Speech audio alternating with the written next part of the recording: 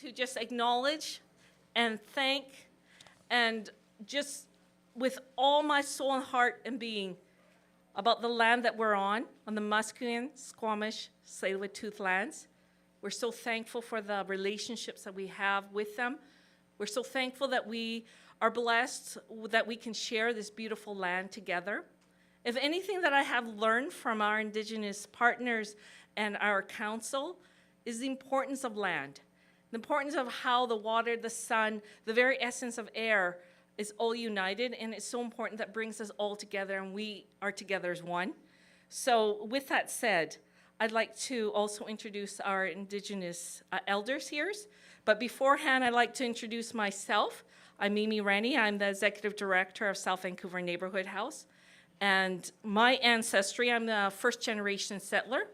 And I'm really happy to be here, to be part of this event. And again, I'd just like to ask our elders to come forward, Elder Lorelei and Elder Al.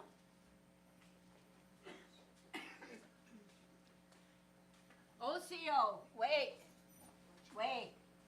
That's my languages, so that's hello, good morning. Hello. In my language, I say anin, repeat, anin, or as in Cree, we say tanse. That's our language, so welcome. Thank you. So my real name is actually a story, and it's been slanged down to Ravenwing. My borrowed name, or given name, or English name, or slave name is Lorelei Hawkins. And I'm Anayawe Shuswapnik Okanagan, Squamish and Tsleil-Waututh. So in English, I am saying who I descend from. So I am Cherokee, Shuswap, Okanagan, Sangashore to Tsleil-Waututh, and Squamish. I love her so much. My given name is Al Houston. My grandfather called me Edmo. I am two-spirit, so they changed it to Momo. I carried that name proudly all my life, and what I love about our nations is we are God's gifted people. We are from the mouth of the Winnipeg River in Manitoba. I settled here in Vancouver in 1991. I fell in love with the mountains and called it home. I'm sure many of you have traveled and you've seen many places in Canada and made Vancouver your home because of the mountains. The mountains spread right through to the prairies, over the Rockies. You have Calgary and Alberta, the oil fields, but lots of mosquitoes. Too many. Not as many here in Vancouver, so this is called home for me. I come from a very large family. My grandparents had 17 children, and my mother decided she needed 10.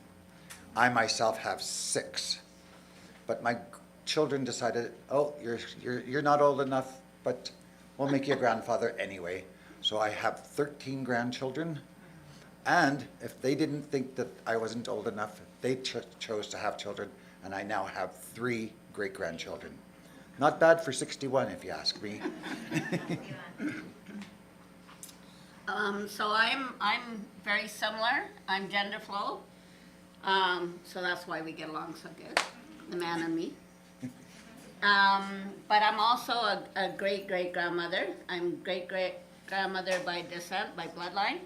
I am really glad because a piece of history that some people don't know is in the early 40s and 50s, children that passed, that's somebody else's opinion,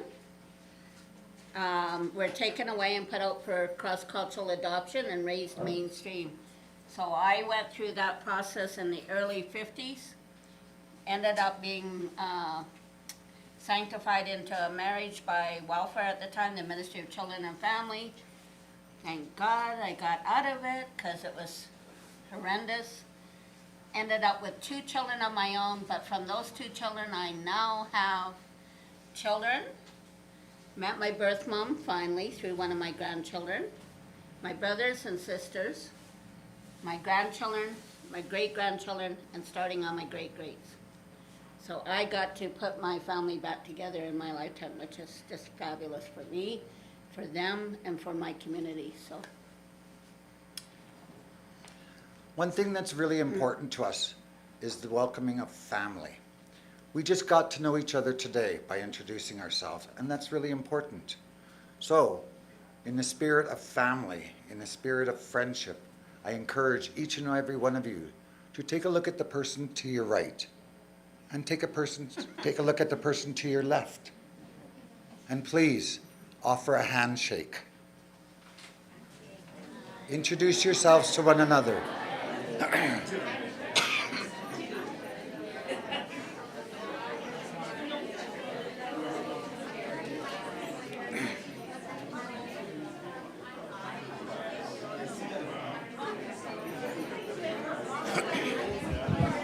Just one more piece.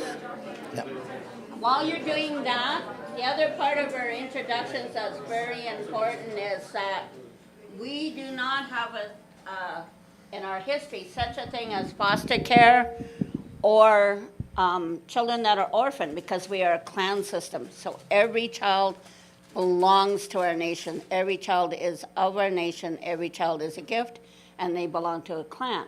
So if anything happens within the family, the extended family takes over and the clan helps raise them. So how we do who we are is we will tell our genealogy as part of our traditional introduction. So my family, for example, from the Cherokee side, which is way down south, Oklahoma, Osage from the Smoky Mountain Range, I am the Squires and the Smiths family. So if there were any Cherokees among you, they would know who those families are.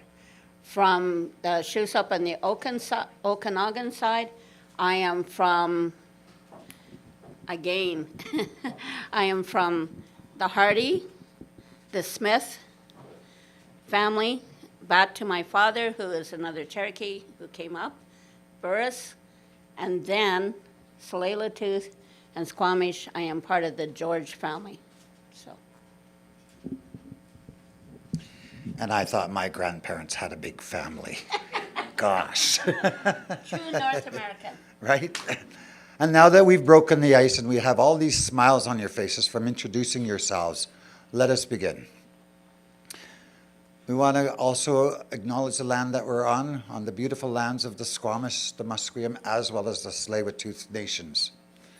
It is a true privilege to be able to be welcomed so freely, to spread our love, spread our joy, share our wisdom, teach our young ones, learn from our elders. Ladies and gentlemen, with this gift, we cherish where we live. So thank you to all the people of the First Nations that welcome us here and wherever we travel. Well, I've had enough. I think I've said enough. You have anything more to say? No, I would just want to recognize and hold my hands up to those that are behind the scenes that help put these events on, to our techies, something I don't get into because I can spark off the equipment, which is why I stay away from the mics. But my energy is really good for hands-on work, so got a balance in our life. But really importantly, to all of our young people, to all of the elders from around the world, because we were all Indigenous at one point, for sharing of yourself, for taking the time to build up trust enough to share of yourself, to share of your wisdom, to do the work it needs to put events on, because without all those pieces coming together, we wouldn't be able to meet like this, and this is a bonus. So ladies and gentlemen, we're going to sit down and enjoy someone else to talk. So if you're going to speak, I'm going to invite you to speak into the microphone so they can hear you on the cameras. I've been getting waves from the cameramen saying, can you bring it closer? Which is kind of funny because I'm an MC at other events, etc. not too, and I stand way back here. I think my voice is loud enough, but they can't hear it. So remember, speak into the mic.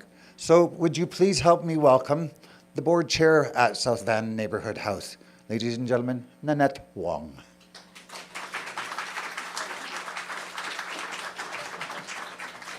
So thank you to our elders, Lorelei, and Al. Oh, yeah, okay. There you go, don't be shy. I would like to acknowledge that the South Vancouver Neighbourhood House is located on the unceded and ancestral traditional occupied lands of the Coast Salish peoples. We are thankful to have the opportunity to learn, collaborate, grow, work, and build communities on the stolen territories of the Musqueam, Squamish, and Tsleil-Waututh nations. We thank the nations for sharing their beautiful land, the sun, the air, and water with us and allowing us to strengthen and grow as a family. We are grateful for the Indigenous peoples who have cared for these lands since time immemorial, and we hold our hands up to their amazing resistance, resilience, and strength in the face of historic, generational, and ongoing dispossession. We recognize that vast cultural diversity of Indigenous peoples and acknowledge the importance of their opinions, representation, and culture. Hello, my name is Nanette Waiyin Wong. My Chinese given names mean wise and virtuous. What can I say? My Chinese parents were very helpful. I was born and raised in Vancouver, and I'm honored to serve as the Community Board Chair for South Vancouver Neighbourhood House. I would like to thank you all for taking the time on a Saturday and joining us to discuss the needs for improving the social infrastructure in South Vancouver. This is an amazing turnout, as I understand there is overflow, and speaks to the importance and value of this research. So welcome to everybody. We will be hearing a presentation on what was learned and the needs identified by the research conducted by Dr. Meg Holden, Professor of Urban Studies at SFU, and one of SVNH's research partners, and her team. The research was funded by Simon Fraser University's Community Engaged Research Initiative grant.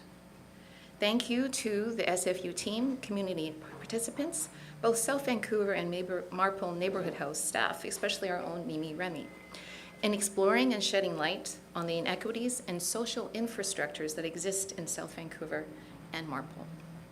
It is my pleasure to pass this on to Mimi, who will walk us through the plans for today. And again, thank you everybody for being here today.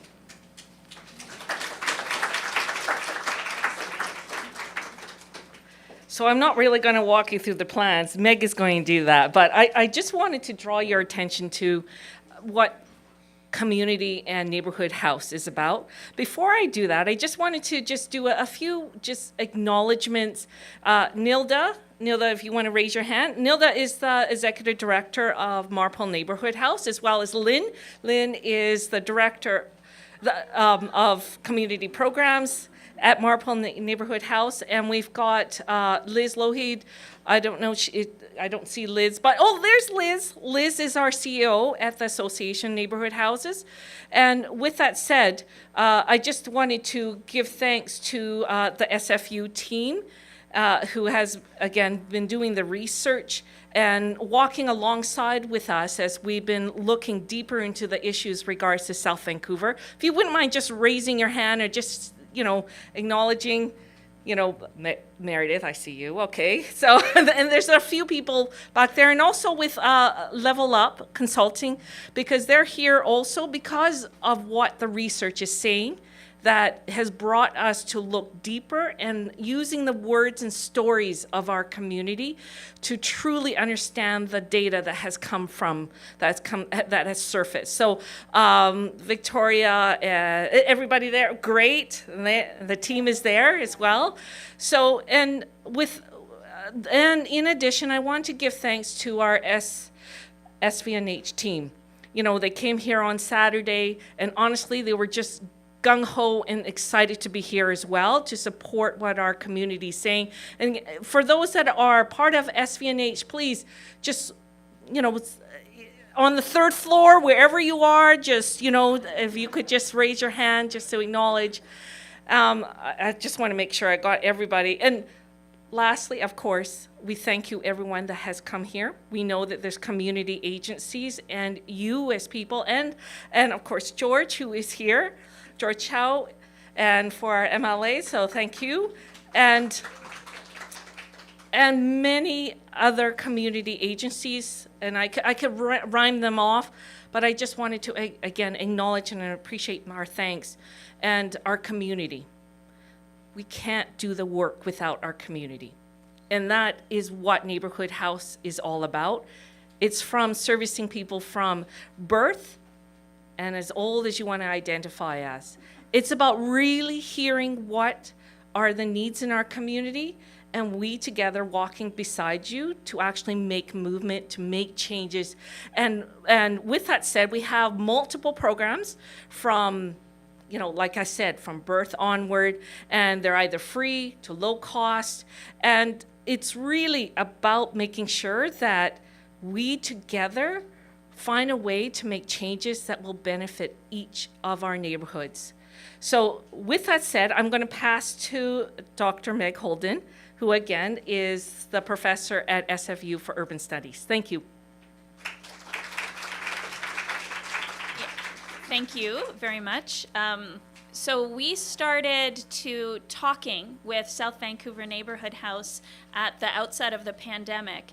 And I think you can tell by hearing Mimi speak that it didn't take much to convince us, even though all of you, community, were invisible at the time, that it existed. And it has clearly been served and continued to exist in spirit and through the amazing remote programs that South Vancouver Neighbourhood House has offered through the pandemic. But now, here's the proof, is in the pudding. So it's very wonderful and gratifying for us as researchers to see the heart of the community come out, to hear about some very concerning trends related to the inequities experienced in South Vancouver neighborhoods that South Vancouver Neighbourhood House knew occurred, and that our research is able to demonstrate in some different ways, and that we're going to share with you today. So these are our goals for today. Thank you very much for being part of them. We can't do it without you. We are going to spend some time presenting the results of our research, and also you will have a chance to hear neighborhood voices to talk from their different perspectives and life experiences about how those inequities hit home for them.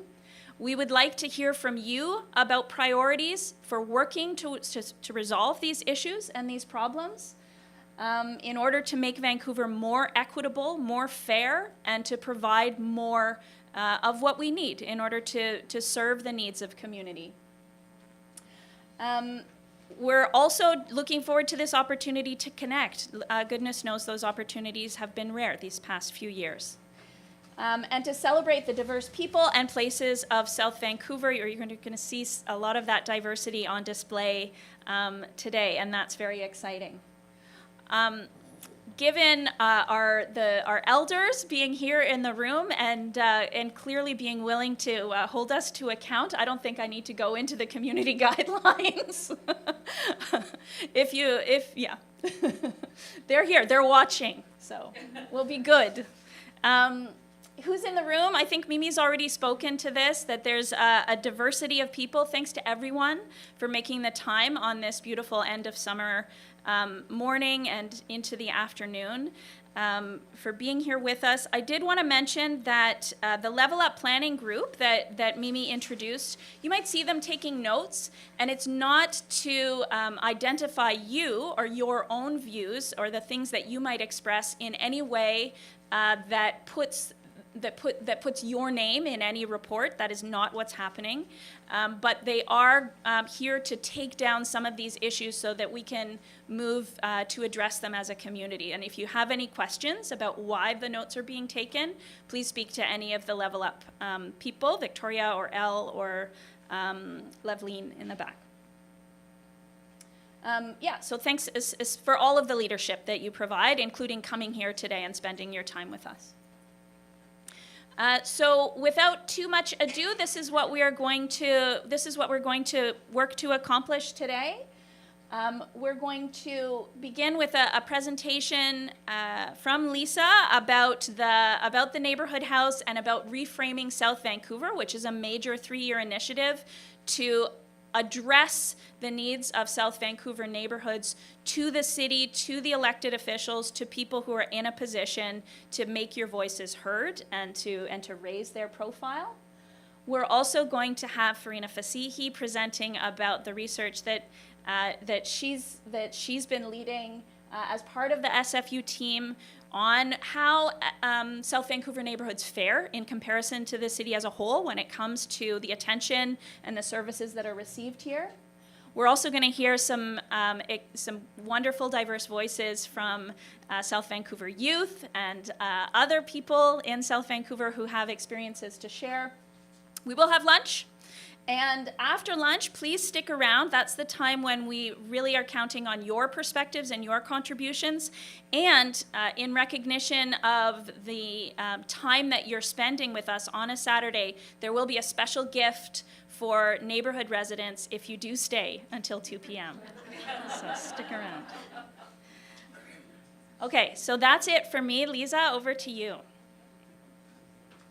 Well, Lisa's coming up. I just wanted to make note. Stephanie, can you mind just raising your hand? Stephanie is our communications person, and she's going to be coming around. She's going to be taking photographs. If you do not want your photo to be taken, can you just raise your hand and make it known? Otherwise, if she's taking you and you really don't want it, just talk to Stephanie. Thank you. Good morning, everyone. By the way, there's a couple of seats here in the front. If anyone from the back would like to take it, don't be shy. Al doesn't bite; he kisses. Right, Al? It's very. So, good morning, everyone. My name is Lisa Bautista. I'm the manager for the Neighborhood Equity and Representation. And you have to excuse me. I know I only have like short time, but I haven't really read my presentation, so I've been busy running around. So, but my origins is I'm originally from the Philippines. I came to Canada under the Foreign Domestic Movement Program 30 years ago, and so I speak Tagalog, and I freely move between different socioeconomic background, and I have worked for 30 years with immigrant and refugees in the settlement organizations before I came here, and that's where the affinity lies in working with the underrepresented populations of South Vancouver, where we're trying to reach out. So I'm going to now move to my presentation. So the vision is for everyone in South Vancouver to live healthy and looking at, like, Vancouver's a healthy city for all values and an engaged community. We play a leadership role in building a healthy and engaged neighborhoods from cradle to grave. Like, we really are truly very diverse in ethnicity and in client groups. South Vancouver is made up of three separate, distinct neighborhoods: the Sunset, Victoria, Fraser View, and Killarney.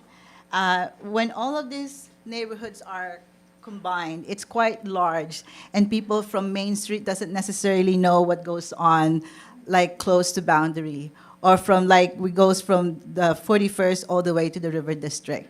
If I live in 43rd Avenue, I don't necessarily know what goes on in the River District, nor south of my area. Like, as you know, you kind of move almost like no more than 10 block radius, really. So it's connected in some areas, but also very disconnected. And I think with a lot of our interaction and engagement with the community, the one that are really kind of suffered the most are from the south side. And also, it's important to note that in other parts of the city of Vancouver, neighborhoods of similar geography and population are treated as unique neighborhoods. So it's very important to note that one. Oh, did I accidentally kill it? I just bought this yesterday. After 8 o'clock here, I run to London Drugs and bought it. Okay, so Meg is taking it away from my hand. So South Vancouver is very diverse and is very racialized, with 80% of the populations a visible minority, and half of them are like newcomers. Okay, South Vancouver has the highest average household size and lowest percentage of persons living alone. So a lot of people are living together, which makes it really a fun place to, to be. And it implies many multi-generational households. I know, like, from the Filipino community, like in a small household, like, somebody is renting the living room, and then the 2 bedrooms may actually have families there. So, and that's just basically how you will live in Vancouver, because the rent is so expensive and the salary is not commensurate to any of the standard living that, like the requires here. But I think where we started with this, with this studies and engagement was because when they participated in the early intervention years, they found that the children really are the ones who kind of suffer. Okay, so the early development in this index, the vulnerability scales include the communication, social competence, emotional maturity, physical health and well-being, and that's because there's most likely less programming available, less infrastructures, and we will let you know once we get to our result of our engagement. We'll tell you that in more details. So the quality of life in South Vancouver, you will hear more about that in Farina's presentation. But overall, Vancouver overall is for the families with children under 6, after the tax low income measure, the people who cycle. I cycle in around here, and I know that if I, like, from going east, I don't know, you have like Vivian and Dumfries, and then nothing to boundary, right? And then the west to east, the 45th, and then I don't know if there's any more like south of that, right? So it's very, very disconnected. Parking your bike all around South Vancouver is impossible. I have like a very expensive lock that goes around, just because I always have a problem where to lock my bike. So, but that's nothing compared to like discontinued bike path, okay? So, and then things like, no skateboard amenities south of Vancouver, which is also, if you look at like, income, it's a very cheap, low income friendly sports. Skateboarding is much cheaper than bicycle, for example. And so less % of people who report having excellent or very good health. And that's all kind of tied into like infrastructures, income, and resources. You have a lot of like newcomers and immigrants here that doesn't necessarily have a well-resourced connection. So South Vancouver made it its focus on its 3-year strategic goals to actually look at how we could reframe the South Vancouver in a way that resources and infrastructure will at least be given to the residents of South Vancouver, and have connected neighborhoods, and also to raise the visibility of our organizations, not for our grandeur, but so that people will actually know that the resources are available here, because there's really not much. You have the South Vancouver Family Place and then the South Vancouver Neighborhood House. And as you can see, our building is not necessarily big, but it's very well used. If you come here on Friday at any given time, it's used at every time of the day. And that's the difference that we make.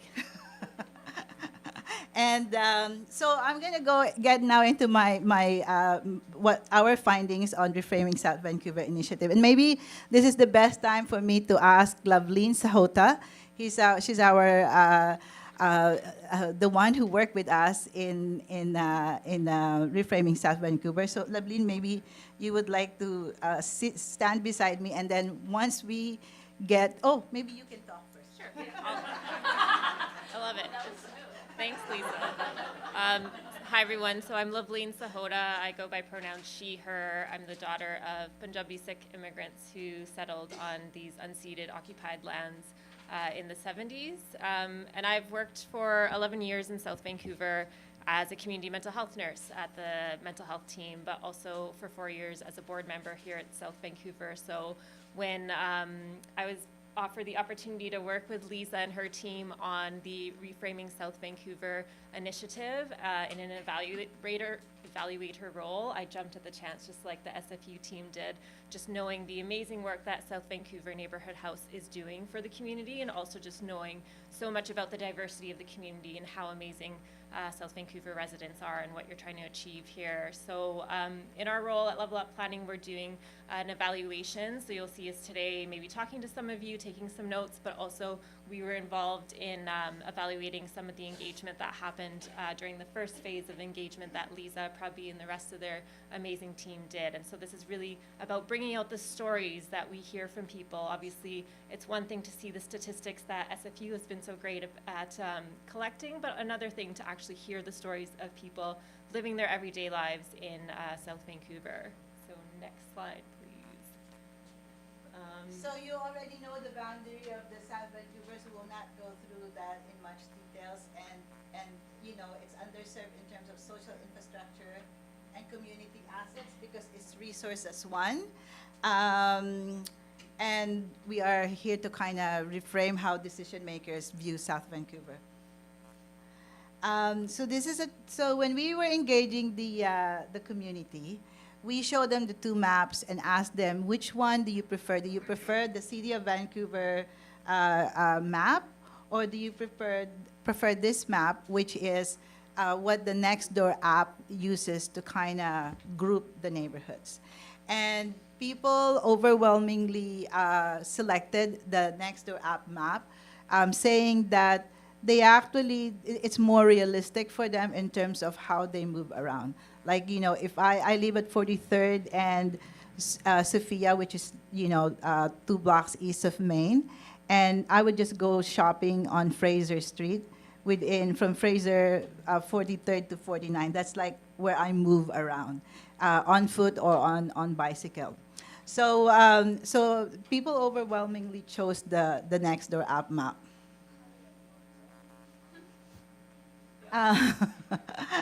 So on the phase one, we talked to, our methodology was that we talk in person, Zoom, and believe you me, we were doing this in the time of the pandemic.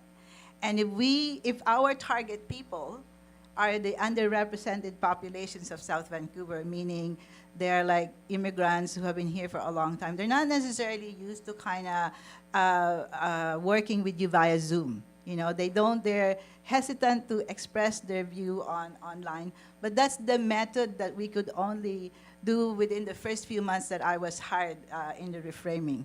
So things really kind of got exciting when we were able to go to the library, to the community centers, and we were able to kind of talk in person to people.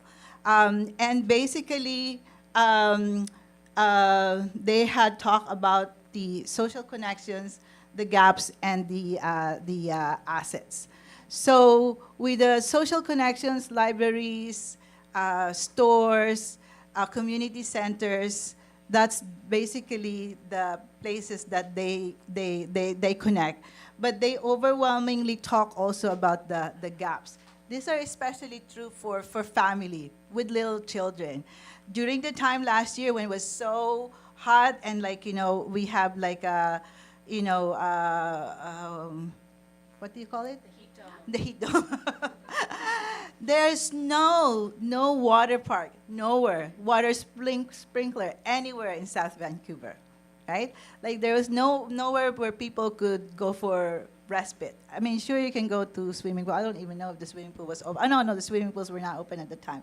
So anyway, so those little things you notice if you have like, young children, because you live in such small, cramped apartment. You need to bring them somewhere, and you have nowhere to bring them. Like busted playground equipments, rusted playground equipments, or playground equipments that is not necessarily friendly to like toddlers. So those are the things that that they have overwhelmingly mentioned. But they've also overwhelmingly talked about connections that they have. The cheap grocery shoppings on Fraser Street. So the South Vancouver as their place to kind of connect. And Do you want me to add a few yes. more? And so in terms of the assets, one of the big ones that came up was the cultural diversity, the feeling of a sense of belonging in South Vancouver that you really don't get in other neighborhoods within Vancouver. A sense of safety, family-friendly, age-friendly neighborhoods, quiet, people care and know one another. Another asset that people talked about were being able to make connections at parks, the community centers, and South Vancouver Neighbourhood House. But again, going back to the gaps, there's lots of them. The high cost of living, the park quality, as Lisa said, just not the same as maybe other neighborhoods. Need for improved infrastructure, washrooms, better playgrounds, equipment for all ages. And also specific programming, as is mentioned there. So there's a lack of career programming, programming for seniors or newcomers who don't speak English, youth, a lack of healthcare services within South Vancouver, having to travel really far outside of South Vancouver to get that. And really like other places to form connection. People have found ways to make connections in South Vancouver, but there aren't maybe these natural spaces that are conducive to doing that. And public transit and active transportation came up quite a bit as well. Buses often being late, not having park benches near the buses, and really not having any pedestrian or bicycle-friendly options for people to use active transportation. So I think those were the main ones that we heard in our first phase of engagement, but Lisa and her team are still working to hear a bit more about some of those gaps and what potential solutions might be. Yes. Yeah, and from our engagement, the one that we stand out the most are like people who live on the south side. So for example, if you live on the River District, to come up here to 49th and Victoria Drive, or to go to South Vancouver Family Place at Nanaimo and 64th, there's no transit to get to 64th and Nanaimo. Interestingly, the Victoria Drive kind of terminates at 60th and something. It doesn't go all the way to Marine Drive. So a mom who lives on the River District has to cross Marine Drive, go up the hill. It's quite a, unless you're like, meh. But I have another mom who lives at 64th and maybe about Prince Edward, and she got twins, right? So like there's a physical toll on her because actually her back just got out of whack because she live on either you go down or you go up, right? That's the weird space that she lives in. So it's very difficult. And for her to figure out where she can bring her twins for programming, before she discovered South Vancouver Neighbourhood House, she would go all the way to Mount Pleasant Neighbourhood House. Now that might not be an issue for you, but if you are either on any mobility devices to go on the bus, it's quite a challenge. I remember when I learned to drive much later in life, like last year. For 30 years, I avoided driving in Vancouver, and then I have to for some reason. And so so in short, when my kid was growing up, I literally sometimes have a fight with the bus driver because there's already 2 strollers on the bus, and they see me with a small umbrella stroller that I could break easily, right? So as soon as the bus driver comes in, I kick my kid off the stroller, break the umbrella, and I'm like, see, I have the umbrella stroller, I'm holding it, am I? So anyway, it gets very, very challenging because buses can only accommodate X amount of strollers, X amount of, a wheelchair. So that's basically like a real challenge that our parents, and I want to highlight south of Vancouver. Oh, okay. So the reframing South Vancouver is 4 phases, and we were done with the first phase, the asset mapping, but we're continuing to do outreach and engagement.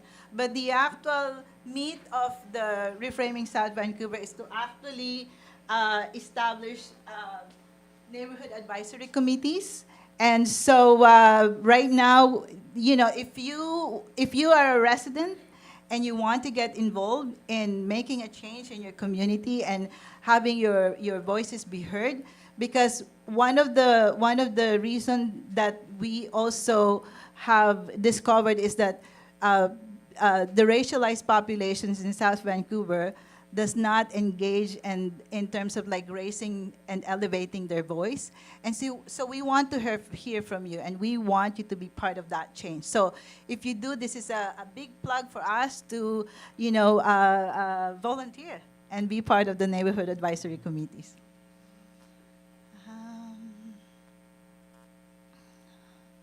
So for the phase 2, okay. I just want to let you know that throughout this, engagement, phases of engagement, our work is being grounded by the level up. Like they're really giving us like feedback and suggestions how we can really stay true to the goal of the reframing. Because after all, reframing is funded by the Vancouver Foundation under their Systems Change Grant.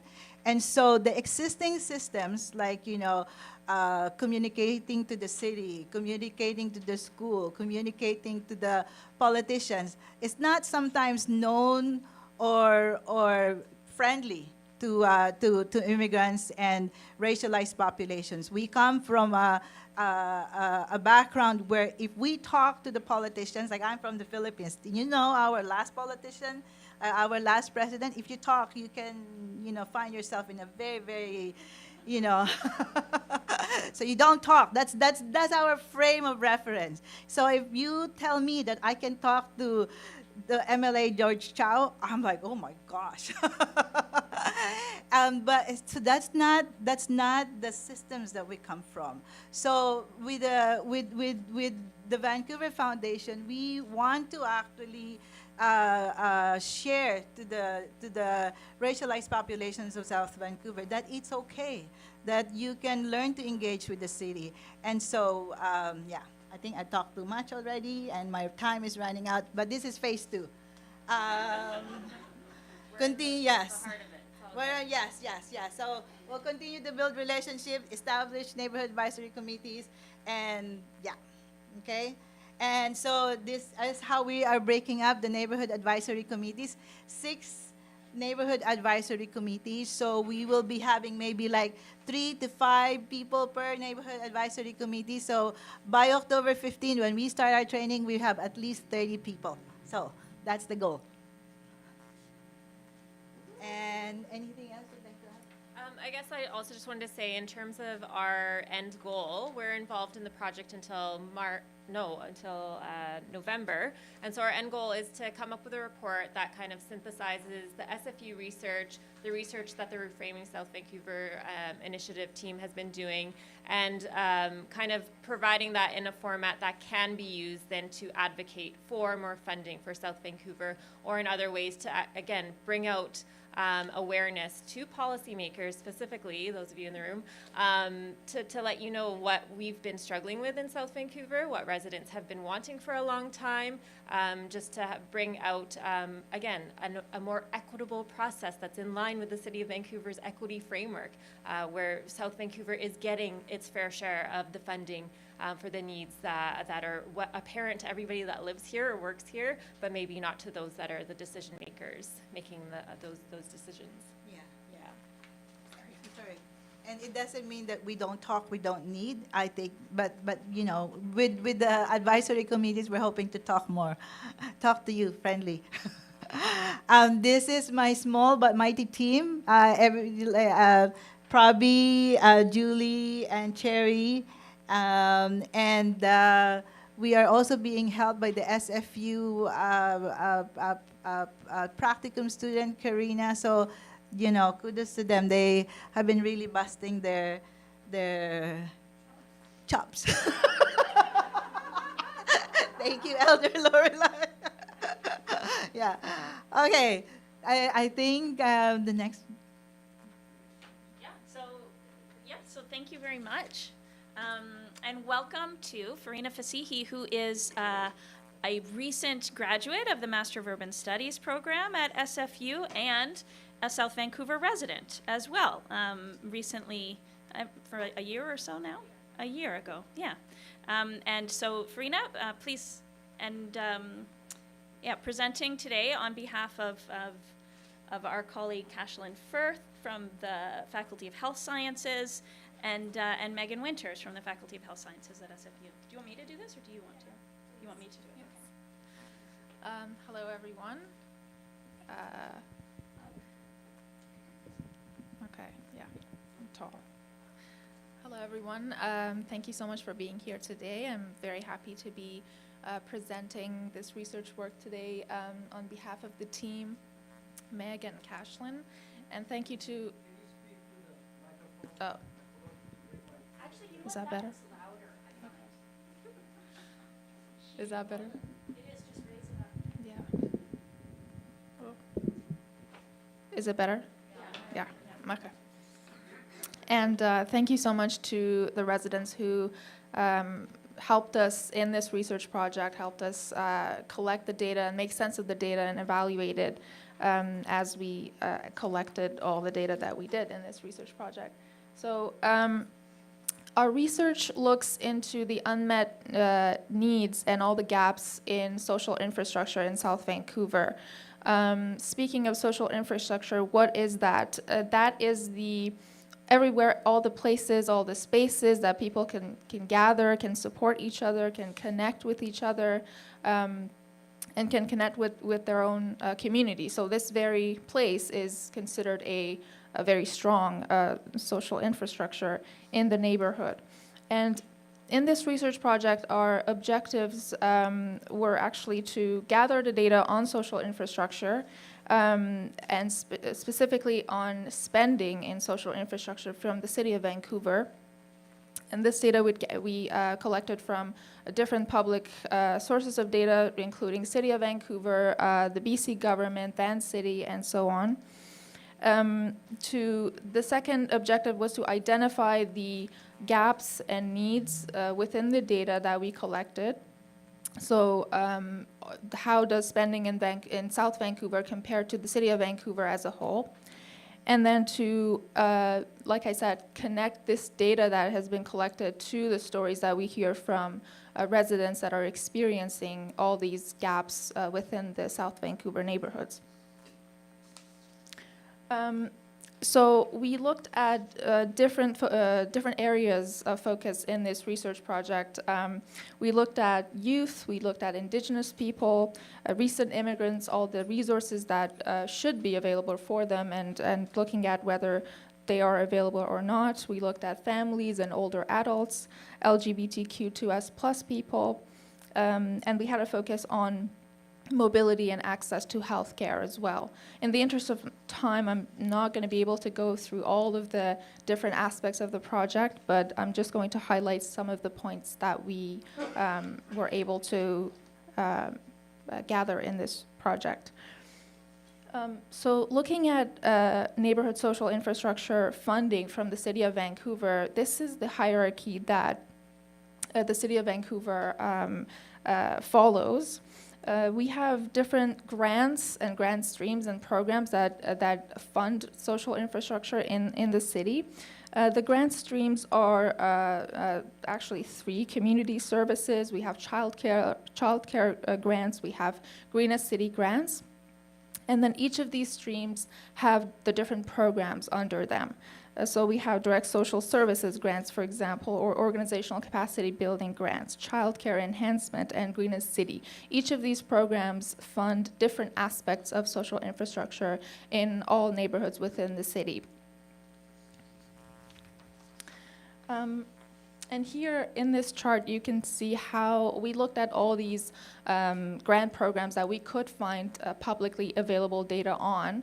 And you can see that how South Vancouver actually compares to the rest of the city, the city average. This chart looks at the spending per capita or per person in South Vancouver and in City of Vancouver as a whole. And it shows the clear gap in South Vancouver when it comes to spending and social infrastructure through all these different programs and funding streams.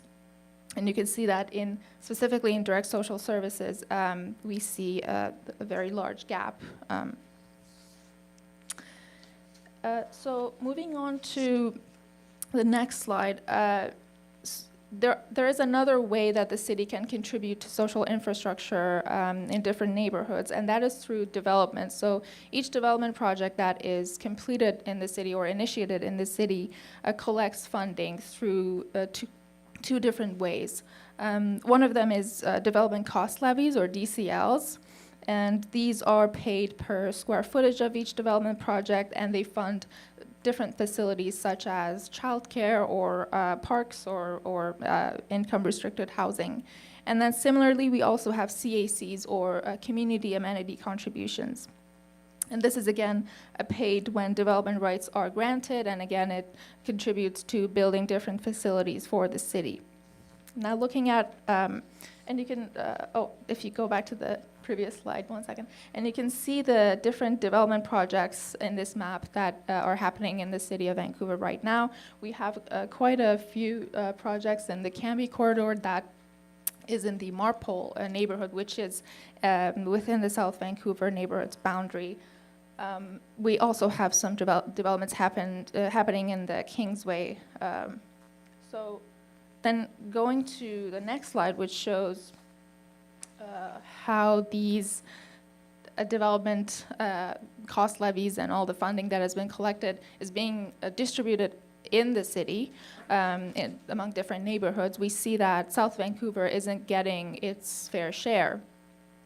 Now we see that we have about 9,000 per person in Marpole, and to explain that shows why. I mean, the Cambie corridor projects has a lot of. The reason behind that $9,000 is the Cambie corridor projects. There are a lot of rezoning and development projects happening in that area, and that's why a lot of development funding is being collected there. But in other neighborhoods, we see that there is a clear gap compared to the $2,500 for the City of Vancouver as a whole. Moving on to, so this slide actually shows exactly where those development projects are happening. We see quite a bit in Marpole. We see two of the capital projects of the City of Vancouver are actually happening in Marpole, and that explains why a lot of development funding is also in that neighborhood. But in other neighborhoods in South Vancouver, that's not the case, and that shows why there is that spending gap as well.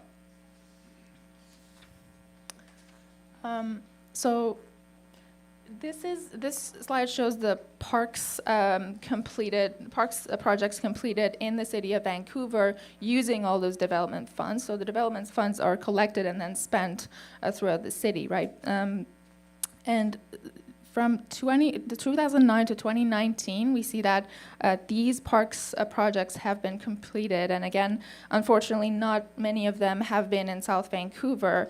And that is a very, very large gap because parks are one of the social infrastructure that has been used by youth a lot. And if you go to the next slide, we know that 24% of Vancouver youth lives in South Vancouver, and other presenters also touched on this. And it shows why we need these social infrastructure, parks, and other amenities in these neighborhoods more than other neighborhoods in the city, and that's not happening. So we know this, that based on data to 2017, we know that youth have been very engaged in all the programs offered by community centers in these neighborhoods, have been volunteering, and we know that if more social amenities and social infrastructure were in these neighborhoods, youth will be taking advantage of that, and unfortunately that's not the case right now. So I'm just going to we're coming to the end of the presentation, but I'm just going to read one of the quotes that we heard from one of the residents in the neighborhood on all this unmet needs and all the existing gaps in social infrastructure in South Vancouver. It reads, understandably, a large part of the resources go to the downtown east side because that's a very, very needy area, and to Strathcona, but South Vancouver seems to miss the boat a lot. And there could be more, I think, on offer for people living in, especially Southeast. I think more help available for people through the city. Now this quote shows, we talked to a number of residents, and they all sort of voiced the same kind of concern that through these across these different focus areas that we had in this research project, that is the case that they are not seeing what they need to, what they need in the neighborhood, in terms of amenities, in terms of mobility, transportation, social services for different groups, different vulnerable groups especially. And so to summarize the research project about what we learned, 4 very quick points. First is that South Vancouver is not a single neighborhood. It is 4 very distinct neighborhoods with distinct characteristics and needs that need to be considered independent of each other. Secondly, there's a lack of systematic data collection and record keeping by the city, which further compounds inequities in advocacy and resources for South Vancouver, and made the research very difficult because there are no records of these data being collected on spending, except for public reports that you have to kind of comb through. Thirdly, South Vancouver residents confront challenges in accessing services and resources that have been promised to all of the City of Vancouver residents, but we currently see that other neighborhoods are getting more compared to the neighborhoods in South Vancouver. And then lastly, the stories that we heard from residents in South Vancouver with lived experiences of this neighborhood and of the different amenities and of the different gaps actually strengthen all the data that we were able to collect from public sources and from other sources. And such voices also need to be heard in planning for these neighborhoods, and planning for a better neighborhood with more access for all these residents, and especially for vulnerable residents. Thank you very much from the rest of the team. Very happy to be doing this on behalf of the team. Thanks.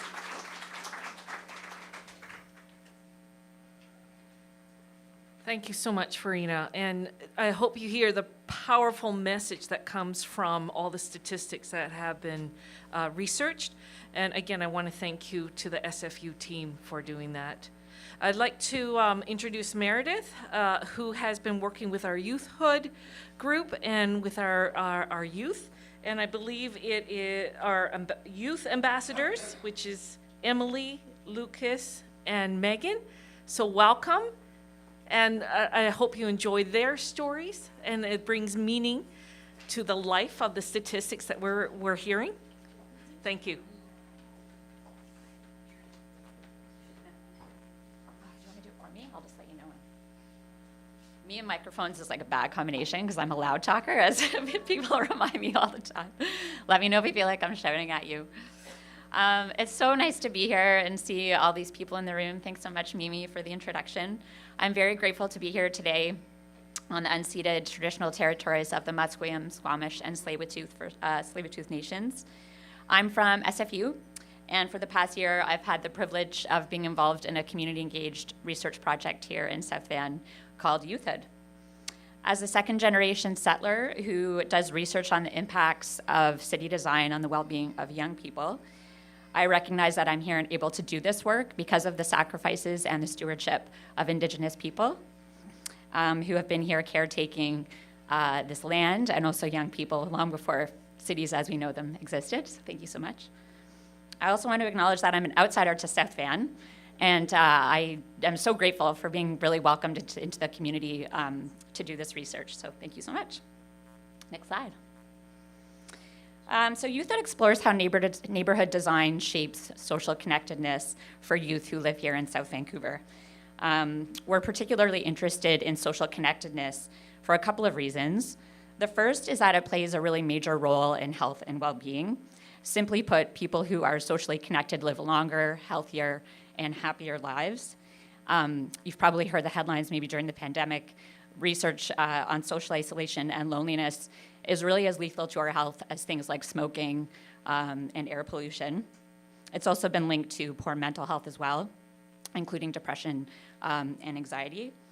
Also, people who live in socially connected neighborhoods also report better physical and mental health, and that's really true across all age groups. So there's some new research here in Canada that found that when Canadian parents really trust their neighbors, their children are twice as likely to get daily outdoor play. And for youth, living in a socially connected community is really linked to better health, feelings of safety, and also higher self-esteem. Next slide.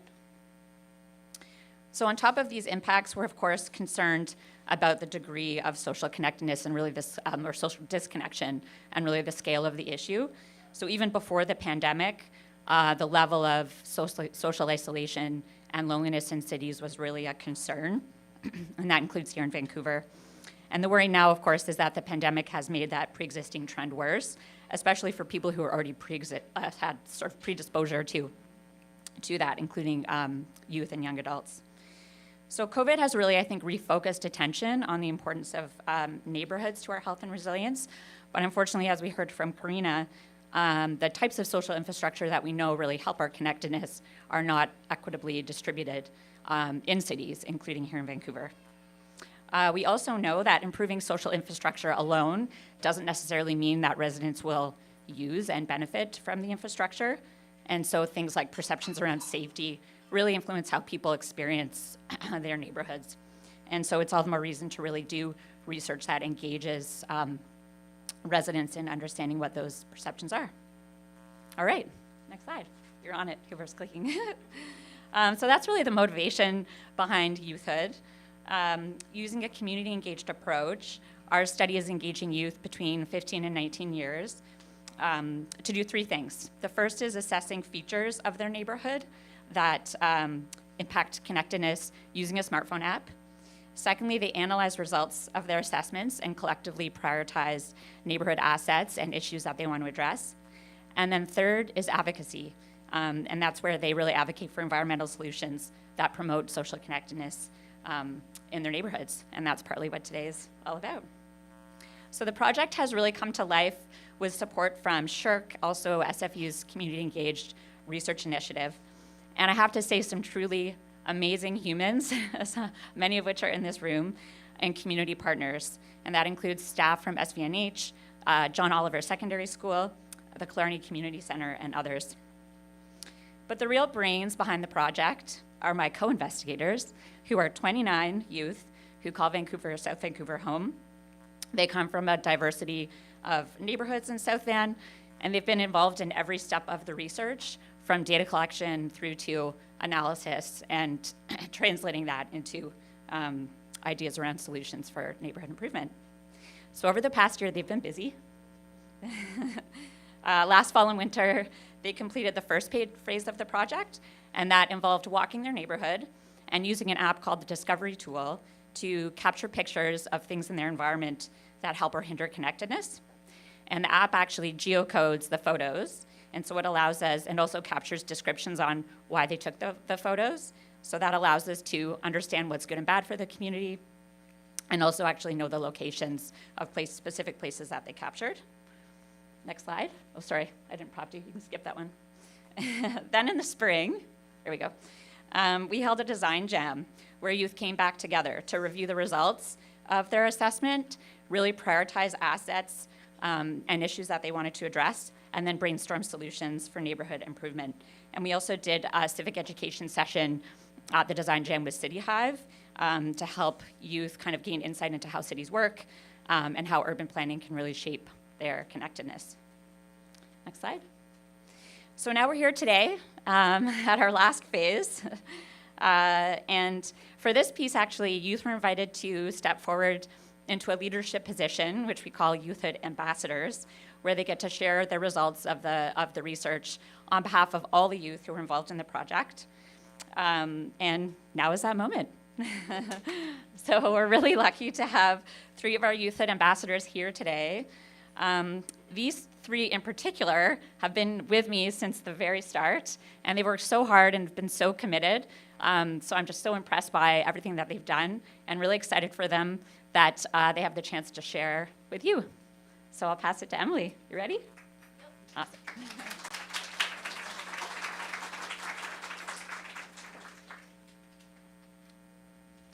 Hi everyone. My name is Emily, and I'm a grade 12 student at David Thompson Secondary. I currently live in the Victoria Fraserview neighborhood. The first key message from our research is that there's a lot to love about South Vancouver.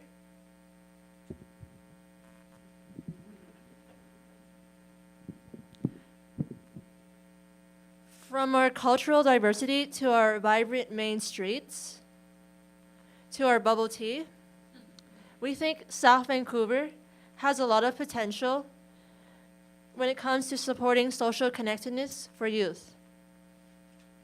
During our neighborhood assessments, youth captured things in the environment that either help or hinder our connectedness. Most of the things we identified were positive. While our communities are under-resourced compared to other parts of the city, we see the best in our neighborhoods. We rely heavily on the places and spaces around us to gather, connect, make memories, and engage in the community.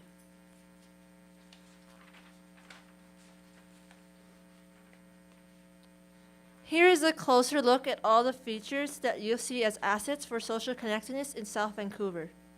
The size of the word in the heart shows how frequently that particular asset was mentioned by youth. Some of the top assets identified by youth are food and cafes, parks and green spaces, sports fields, schools, shops and shopping streets, and libraries and clubs.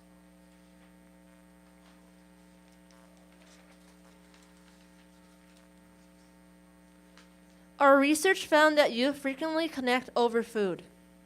Also, the rich diversity of food and cafes in South Vancouver help youth connect both to their own culture and to new ones.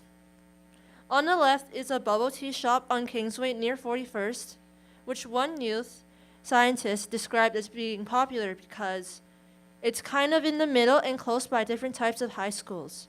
Especially the fact that it's a bubble tea shop and Vancouver is predominantly made up of an Asian demographic.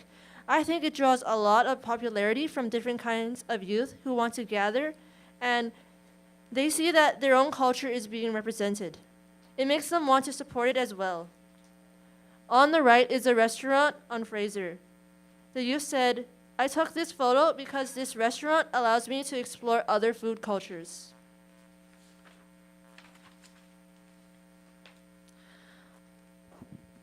Another major asset for social connectedness identified by youth were parks and green spaces.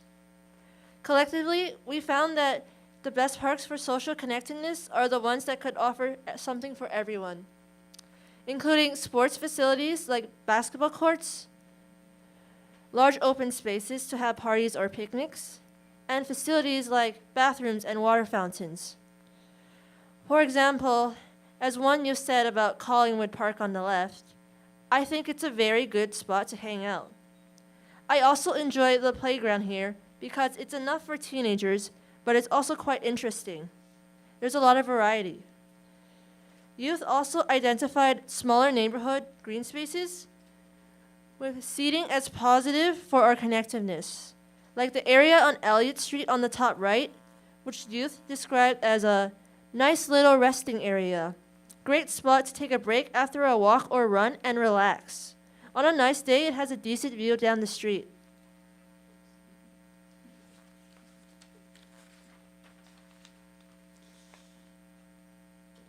Several youth highlighted the importance of libraries for connecting with friends, family, and the community. As one youth described, the library is an excellent place that helps you feel like you fit into your community. You get to interact with others, find other readers who love to read the same genre or book as you, and best of all, there are tables and chairs which you can use to study or complete a project with friends. Also, the library is accessible for all and any age. This helps create connections with a diverse group of people.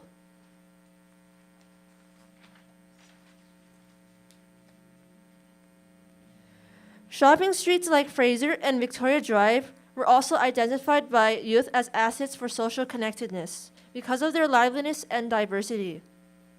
As one youth described, the sounds of Fraser Street are oddly soothing to me. I feel strangely safe when I walk on Fraser Street. Seeing so many people walking and enjoying their lives is wonderful. Another youth commented that the street alone feels like a community in which you belong because of the diverse stores they have opened and because of the diversity of the people walking around the streets.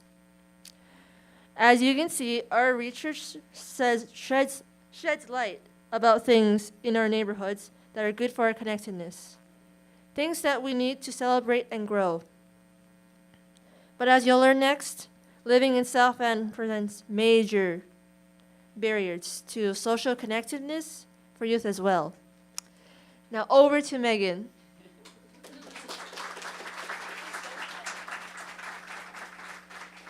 Hello everyone, I'm so happy to be here and to learn and share about our research project. I'm nervous. My name is Megan. I'm from Victoria Fraser View and I go to David Thompson. One of my favorite things to do in Vancouver is bike or skateboard along downtown or the seawall. Okay. So, active transportation is a major source of social connectedness for youth in South Van. By active transportation, I'm talking about things like walking, biking, skateboarding, and also transit. We do these things for fun with friends and for function to get around to the places in our community. Based on our assessments, neighborhoods in South Van need more and better infrastructure to make getting around without a car easier, safer, and more enjoyable. So, our study found that the top social connectedness barriers for youth to transportation are lack of infrastructure for walking, rolling, and biking, unsafe road conditions, and issues with comfort and convenience. In our assessments, youth shared the sense of security and community they get from biking and the practical benefits of biking when they want to leave their neighborhood to hang out somewhere further away. But youth also captured barriers to biking, like lack of space on the road and the need for more bike lanes. Worn down cyclist lanes with little precaution and signage, like in the picture on the right, can be very dangerous. Similar issues identified with the lack of pedestrian infrastructure. On the left, youth captured the lack of sidewalks along a popular route into Memorial Park, saying people have to walk on the road, which becomes more dangerous as cars comes by. It becomes incredibly difficult to walk and talk at the same time. We also found unsafe road and sidewalk conditions to be a major barrier. When describing why they took took the photo on the left, which is a sidewalk near John Oliver, the youth said, elderly especially are affected by bad sidewalks as this limits them from going out and socializing with their friends and family. Cracked roads with potholes are also a serious hazard for transportation. To add to our key message of fun and function, an experience I remember when I was with my friends skateboarding down a steep hill by Kingsway and Joyce, his skateboard wheel actually got caught in a pothole, and he had a brand new bubble tea in his hand. So both of him and his bubble tea met the cement. So South Van desperately needs care and attention towards road maintenance and care. Lastly, our research found that youth rely heavily on transit to get around and to meet up with friends. But transit comfort and convenience are issues. As the youth who took the photo on the left said, transit helps me get places, but there's no bus route to my house. Multiple youth captured bus stops as being bad for the community because of crowding and social disconnection. As one participant said about the Victoria and 54th bus stop on Fraser View on the right, I don't really like this bus stop because sometimes it's crowded with students after school. Everyone is on their phone and they don't talk to other people. Also, this bus stop is frequented by residents of South Van and high schoolers every day, yet there's no coverage or protection from weather at this bus stop. In South Van, whether it's bustling streets or quiet neighborhood stops, it is evident to transit users that adequate shelter needs improvement for the long-lasting rainy days of Vancouver and sweltering summers afternoons. To address these barriers, we brainstorm solutions that explore how we can make it easier, safer, and more enjoyable for youth to get around without a car. To improve the conditions of sidewalks and roads, we could, for example, repave, rebuild, or use more durable materials when planning our pathways. A second solution we would like to see are separated bike lanes and other measures that make it safer and more comfortable to bike for fun and for function, like reflective road patches and better signage to alert drivers. Our team of youth even suggested brighter colors for aesthetics and to delineate the difference between a bike lane and a road. To make transit more convenient and comfortable, it needs to connect better to our homes and places where we socialize. Also, many neglected bus stops need infrastructure that can provide shade and protection from the rain for patrons waiting outside. Thank you.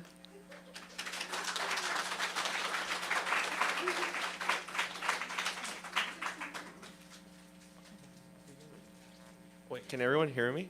Yes? Okay, cool. All right, so from our perspective, like, cleanliness is an integral part of a good neighborhood. However, our study found that there are actually areas around the neighborhood spaces that are being neglected because of like garbage, lack of maintenance, and vandalism. And these factors discourage youth from wanting to connect in these spaces because it makes the community feel unsafe and uninviting.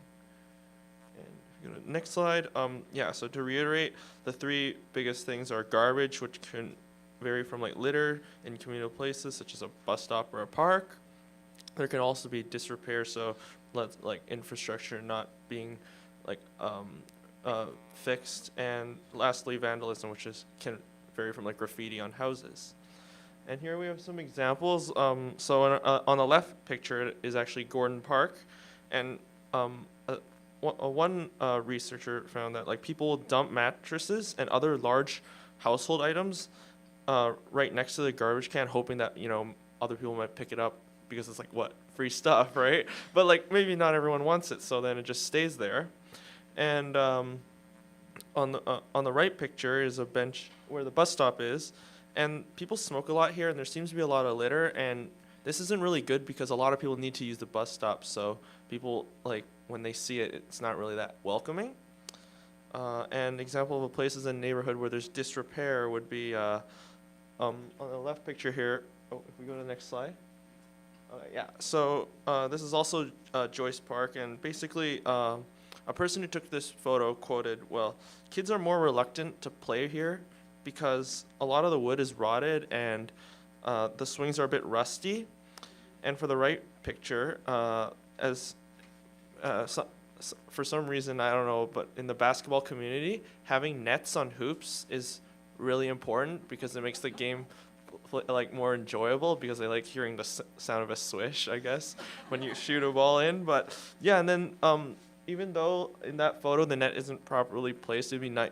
People would appreciate it more, and it'd be more appealing for them to play basketball if there were nets, not only in parks like these, but also around a lot of other basketball hoops around South Van.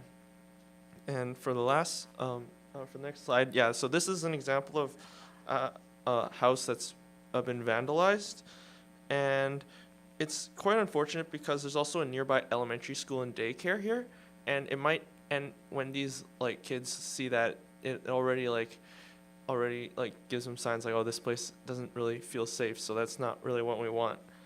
And after collecting all this data, we came out with some top solutions to fix this. So we came up with one, creating incentives, maybe like such as for money or food to for residents to clean up garbage and litter, kind of like how when you recycle your pop cans, you get a little bit of return, like maybe like a nickel or something. So maybe we could implement some solution like that. We could also potentially ask the city of Vancouver to help out and install more garbage bins and recycling bins, because people do tend to appreciate like convenience. So having more garbage cans available where you could just dump your garbage would be definitely helpful. And then lastly, we can just improve communal areas, and can be as easy as putting nets on basketball hoops, cutting lawns, and upgrading playgrounds. And for the next slide, parks and other public areas are an important way that the South SVNH can connect and engage with each other. And the more connected we are, the more likely we will thrive because we feel safe, heard, and valued as part of the community.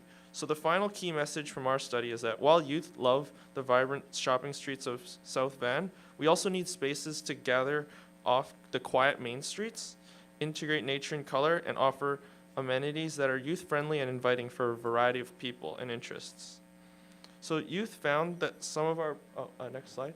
All right, so youth found that some of our parks and public spaces don't promote connectedness because of either poor lighting, lack of youth-oriented amenities, so not really designed for youth, and last but not least, like noise, so noise pollution. And in the photos that we took, multiple youth flagged lighting in general playgrounds such as Collingwood Park as an issue. As one person quotes, "Even at night, it gets pretty dark around here, and I don't think the street lighting is enough to culminate for the field." So maybe late at night or when it's winter time and it's like 8 p.m., there's not enough like light for them to hang out at a park or something, so that could already pose a problem. And for the next slide, as for youth, lack of youth-oriented amenities, in Gordon Park, on the left picture, a person quotes, "I don't like this playground because it's very old and small, so there isn't really much renovation." And then for the right photo, it's actually a school called David Thompson nearby here. And one thing that a student would have appreciated is that he or she would have appreciated maybe like a community center, kind of like how Killarney has like a school and also a community center right next to it, so that students can just go right there afterwards. So I guess David Thompson students also really wish they could have had that as well. And then as for noise complaint, we have here's 45th and Killarney, and people are walking down the street, and like it's also a good place to like chat and have good conversations, but it's also the person who took this photo kind of found it a little annoying that it also doubles as a main road where it's quite busy and has traffic, so there's also like noise pollution as cars go by. And on the right photo, it's a photo of like in the Fraserview area around Argyle, and a person quotes, "I think that on main roads there's minimal chance for people to connect," so basically to reiterate, lots of noise. And then as for solutions, we came up with, well, one, we could add more lighting, and we could also double this up with also being environmentally friendly. We could install solar panels. So not only are we improving the lighting situation, we can also improve on like sustainable activities. And we could also add more color to public spaces and make the community more vibrant by adding community gardens, murals, and paintings, kind of just to like spice up the area and make it look more like appealing to youth. And lastly, we should also provide more youth-oriented attractions that cater a variety of interests. So we could have sports facilities, water parks. We could also include like people with disability-friendly benches, and I guess Wi-Fi could also potentially be something, because you know who doesn't love Wi-Fi in this day and age, right? And we could also have rain cover and indoor areas, especially for parks without recreation centers. And yeah, and as a recap, pretty much there's a lot to love about South Van. Youth in South Van need infrastructure that makes getting around without a car easier, safer, and more enjoyable. We also need to pay attention to the lack of upkeep discourages us from connecting in a neighborhood spaces by making our communities feel safe and uninviting. And lastly, we want spaces together that are natural, colorful, quiet, and inviting to a variety of interests and people, so not just youth. And yeah, that pretty much brings us to the end of the presentation. Thank you very much.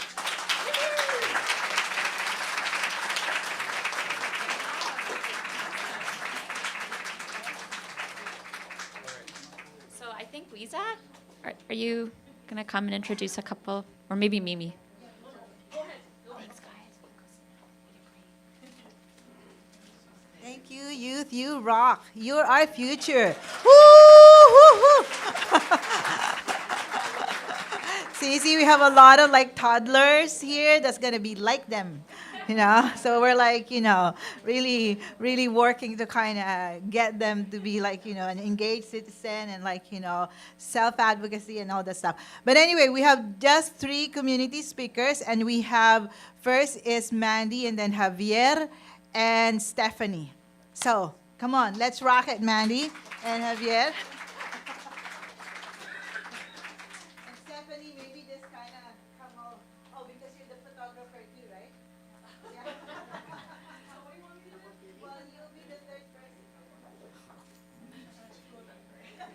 Thank you, Lisa. Good morning, everybody. I think it's still morning, yeah, or afternoon. Good afternoon. You heard the youth, and they really rock. Now you're going to hear an old lady about seniors program. I'm just going to be 2 minutes with you guys. So, my name is Mandy Chana, and I'm a volunteer at this South Vancouver Neighbourhood House. And professionally, I'm a retired occupational physiotherapist, trained many years ago as a dual train. I am from India. After finishing my studies, I came to England to join my husband. And then I worked there for 12 years. And finally, I moved to Canada. And this is home now. And 11 years ago, I came to Vancouver to join my daughter and her family. Then I became a grandma. So happy about it. Approximately 5 years ago, a friend brought me to South Vancouver Neighbourhood House. And I looked around, and I found the mission statement from South Vancouver Neighbourhood House, their diversity policy, many programs they provide, and some of the programs are in Punjabi and Chinese. I really like it. I was very impressed, so I decided to join. I had the opportunity to join the Seniors Hub Council. After joining the Senior Hub Council, I offered to facilitate a weekly program. It's called Wednesday Wellness Program for Seniors. It's going really well. It's 5 years now, going really well. About 2-3 months ago, I offered to work with senior South Asian women. Some of them are sitting right here. Punjabi women. I started doing exercises program with them for about an hour and a half. And we meet on a weekly basis. I also want to help Punjabi women to join with the main community attend many educational programs like anti-racism and learn about what is happening in the community, what other programs we can participate, and how to mingle rather than being isolated in a separate group and do separate things. I want them to be part of the main society. That is my goal, and we are working on that. We are also looking at what the needs are. What can we do for this group of people? Now I want to make a statement. My statement is that our world is changing and changing very fast. And it's quite complicated right now because we went through the COVID 2 years and we know how that changed us. COVID has changed how we work, how we communicate, how we interact.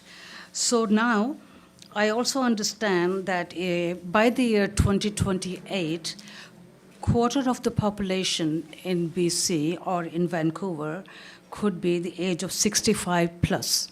That's a lot of old seniors, including me, right? So we must get ready to support seniors and have some programs for them. Today, some seniors live long life. They have a lifestyle, they connect with others, and enjoy themselves. Maybe some still working and enjoy the employment benefits. On the other hand, we have isolated seniors. They need our help in variety of manners. I only have 2 minutes, so I'm not going to go through how can we help them, but they do need help. So we need to give these seniors information about what is going around program in Vancouver. Programs like what's happening in South Vancouver Neighbourhood House, Healthy Aging, Age Well, Jewish Alliance Center at 800 Broadway. They also do a lot of seniors programs. So we need to spread this word. Simon Fraser University do a lot of research in gerontology, and so does Langara College. So we need to kind of connect with these people and see what we can do to help our seniors. I told you, they're talking about junior school students. I'm talking about seniors. So we are two different ends. But we both need help, right? So I'm just going to give you a few suggestions by seniors. What are they saying? How can we improve the infrastructures? So number one, we need a bigger building. Wish list, right? Bigger building, more rooms. A large parking spot, especially for disabled people, where people are unable to park and walk. It's very hard. And we heard about transportation system. We need a better transportation system.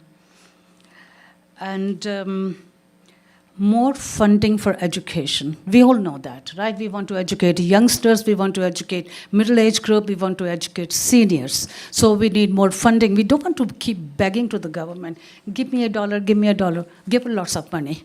That's my wish list. And we also want education like emergency preparedness. We all know that. We need funding for physical health for seniors, and we need funding for mental health for seniors. I really do believe we need that. Please give us some money. And I think seniors redefine the concept of aging. They do. So my last sentence is, one small step for seniors, one large step for seniors kind. Thank you for listening. Thank you. Thank you for being here. I really enjoy meeting you guys. And I want to say thank you to South Vancouver Neighbourhood Executive Director and my favorite Shelley, where is Shelley? I don't know where Shelley is. Shelley has been my mentor. She has been really telling us in the Senior Hub Council and how to help seniors. How can we go forward? Okay, and connectedness is so important. So those are few things I learned, and I'm really working on them. I have been here for 5 years, and it has been very enjoyable, very enjoyable. Thank you all.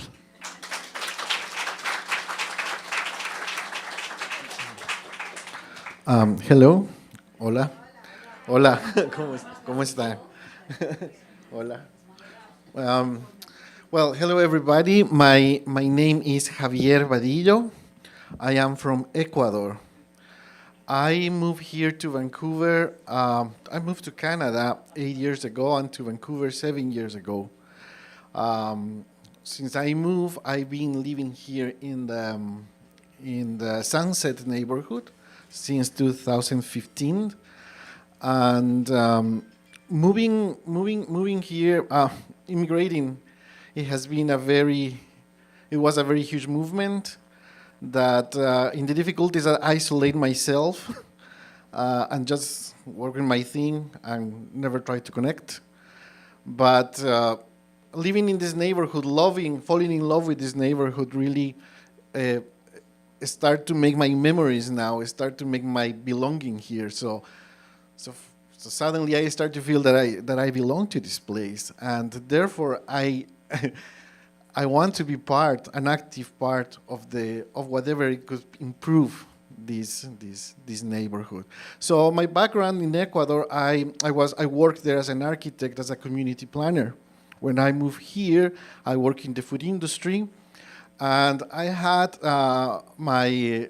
was co-owner of a business. Unfortunately, COVID came and hit us and isolated us more. So trying to find a way to connect, I just found Lisa, who I want to a big thanks because has been so welcoming that I'm just suddenly in front of all of you introducing myself, and you are like hearing my voice, and it's just amazing, and I'm overwhelmed, and it's such a privilege. But thank you very much, really. It has been it means a lot.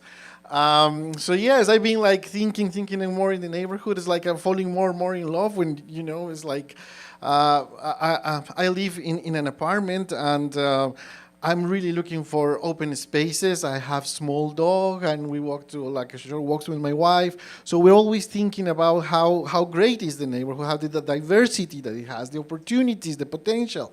I had a business before, so sometimes I'm looking as a businessman, what could be a business great here, So well,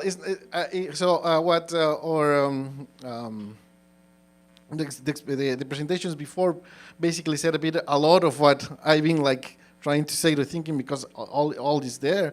But what I could say is I'm definitely looking forward for more inviting open spaces where we can just gather, where we can just really have all that, sit in there have events there in summer, I don't know, be more outdoors, because I think it's so important after being more than 2 years locked.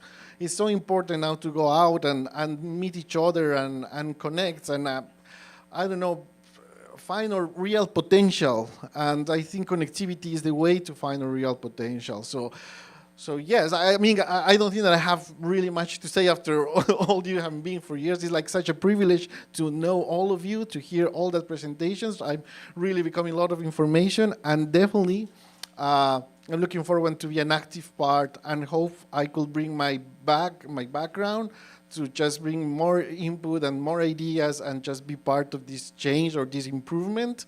So yeah, so thank you very much. Like I said before, it's a privilege for me to be here and to know all of you. And you will see me more often.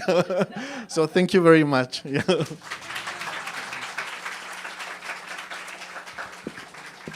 All right. Thank you so much, Javier, for your speech.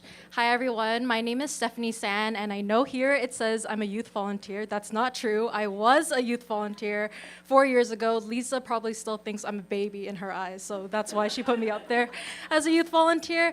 I volunteered here at SVNH all throughout high school for 5 years, and I was also a youth rep on the board of directors. But currently, I am a user experience, communications, and marketing coordinator here at SVNH. I'm also a longtime resident of South Vancouver, and even more specifically, the older part of River District. So my parents came to Canada in the 90s, fleeing from a military regime back home in Myanmar. They packed up their lives to come to Canada with nothing except the determination for a better life for themselves and their children. As refugees, my parents didn't know much English at all, or even where to get started. My university student dad and 3 of his friends joined an ISS of BC Welcome House for Refugees, where their mentor guided them and helped them get started and basically set up a career to settle in Vancouver. Thanks to that program, my parents were able to buy an apartment here in South Vancouver. Growing up in South Van has its challenges. I was fortunate enough to live steps away from beautiful parks and nature, green spaces, and public recreation.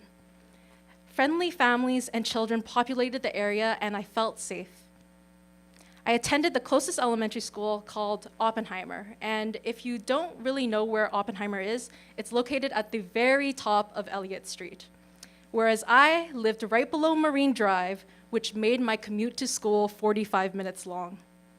Since there were no buses that went up to Oppenheimer, my little sister and I walked along Marine Drive with cars racing past us before having to climb up Elliott Street, which back then did not have a sidewalk. Through the snow, rain, heat, and wind, we trudged up that hill to fight for our human right to basic education.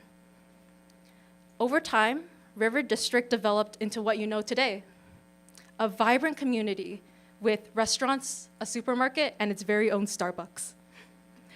The newer community is valuable to its neighboring towers and proposed future of sports fields, recreation centers, and schools.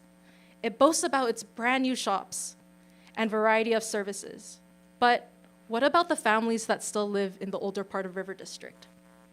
As of right now, there are no buses that go into the newer part of River District. For us, getting weekly groceries at that new supermarket, it's still a 30-minute walk away. Without a car, it's impossible to access these fundamental basics for survival. What about seniors without transportation? Or families trying to get to school? How can we help them? By focusing on South Vancouver's need for greater infrastructure on transportation, we can assure accessible food, clothing, and resources. I'm so proud to live in such a diverse part of the world where I can have different neighbors, share community, and have the support I need for my future. Do you remember earlier when I was talking about the mentor from the ISS of BC? Well, that mentor was actually Lisa, who's at the back, and one of our facilitators. She recognized my dad's last name and said that the last time she saw him was on a ferry to Victoria, and he was holding a baby girl, and that baby girl was me.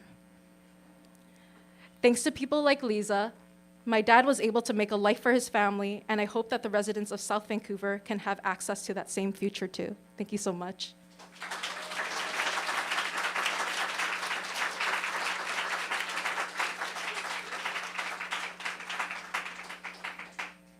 Wow, so I feel like I've just been introduced to an amazing extended family. Thank you so much, Lisa, Lavleen, Emily, Megan, Lucas, Farina, Stephanie, Javier, Mandy. What an amazing web that you just spun of the challenges that this neighborhood faces, that all of these neighborhoods face, and also just the really proactive sense of being ready and willing to connect here at the neighborhood house and to build towards articulating and putting in place your future together. And all I wanted to say just that you are already neighborhood planning. So this is what we call neighborhood planning, and I'm just so thrilled to be part of the work of bringing that into the format that can help to put it better into place to make your lives to be able to make this place reflect what you're building together as the vision for it. It is time for lunch. I hope that Lisa can tell us how that's going to happen. Because we're running a little bit behind, what I'm going to suggest is that when we get the lunch, that maybe you can choose one of the tables that we're going to have set up. That's right. Do you have the plan for that? Yeah. And then we can just have a conversation about some of these issues over lunch. That's right. Okay, thanks. Yes. So thank you for all the speakers. Thank you. Absent in these forums were a lot of the migrant worker communities who are also very strong volunteers. And some things that we didn't really mention is that, you know, the biggest population here, are like the Chinese, the Punjabi, the Filipinos, those are like, you know, your largest, you know, populations here. And then, you know, and then we weave the other, you know, cultural groups of like, you know, the Spanish, the Vietnamese, and all the other groups that I would have forgotten to mention already because it's lunchtime and it's calling. So you pick one bag and then you put the sandwich that you like, okay? Or you tell the lunch people which sandwich you like, and then off you go to the rooms. So for the okay. So yes, Elder Lorelai. So I've been listening and watching the energy in the room, but I also want to do a gentle reminder. This whole district, including the new names, the River District and all of those things, is still Musqueam. This is Musqueam territory, and it's where, you know, when the tide comes in, the table is set.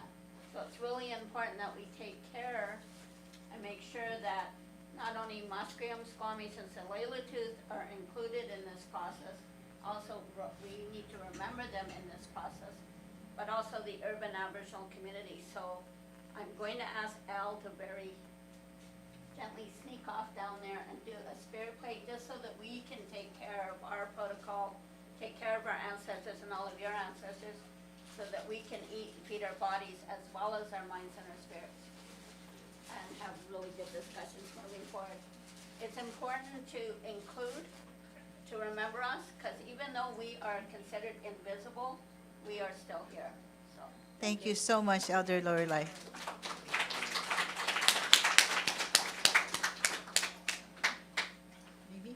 So you can now go for. No, just a second. Mimi, do you have anything more to say? Let's see. Meg? Yeah, So these are the rooms. Choose your sandwich.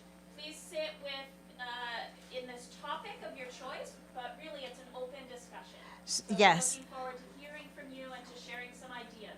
Yeah, and we will be taking notes, and so please feel free to just speak and, you know, tell us what you think. Okay? And then we're going to dismiss everybody from there. And then from there, you're free to go. If you're a resident, I will come and get your names. Okay? You're a resident. It's not a threat. It's a gift card. Okay.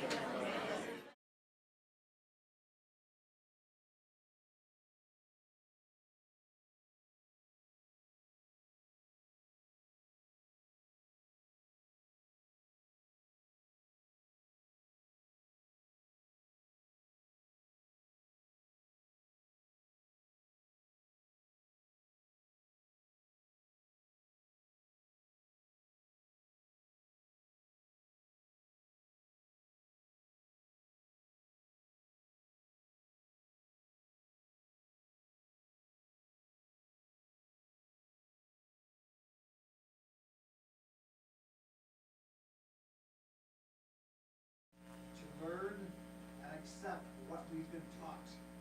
We offer this food for their nourishment before we enjoy our nourishment.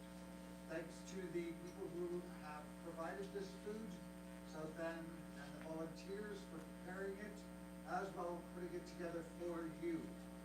So we offer this plate to our Creator and our elders, and now let us